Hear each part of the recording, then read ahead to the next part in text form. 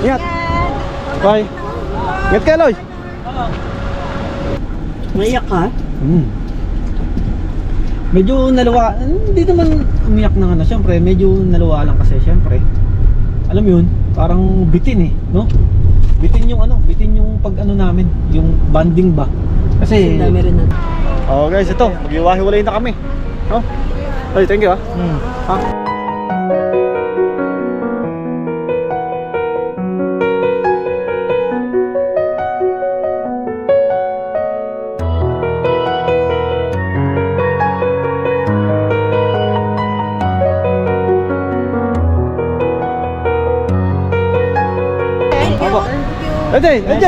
Ede, Awi na kayo.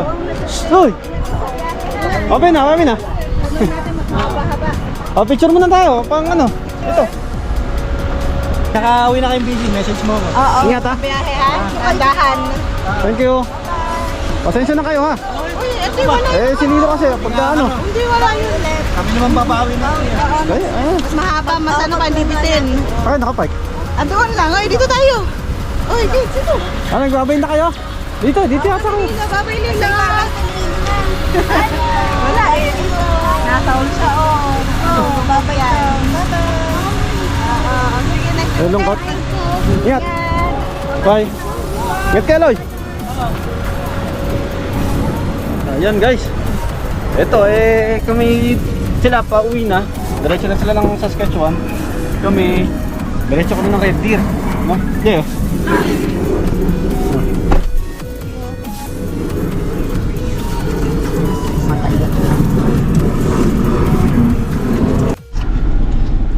So, guys, ito.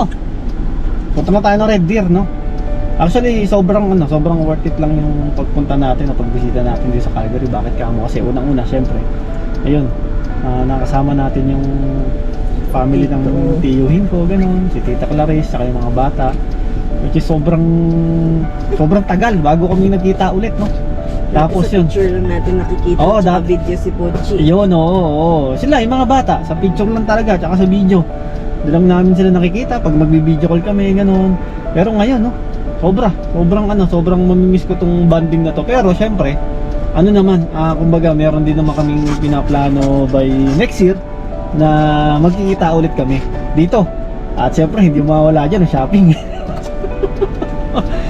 So yun, tapos syempre,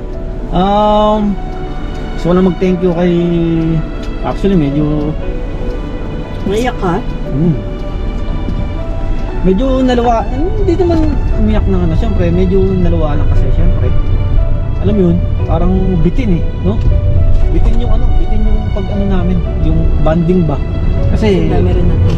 dami naming na-miss talaga na moment, na oras na ano, na magkasama kami, ganun. Sabi ko nga sa inyo, nasa ano pa kami nun, nasa Pilipinas pa talaga kami huling nagkasama no? Tapos ngayon dito na kami sa Canada talaga nagka-bonding gano'n. Nung ano, yun yung Tsaka first time natin na-meet personal si Tita. oh, yun. First time yun, guys. First time talaga. First time. Yung mga bata yan. Talagang sabi ko, dito pa tayo sa Canada talaga magkikita, no. Galing talaga ni Lord, no.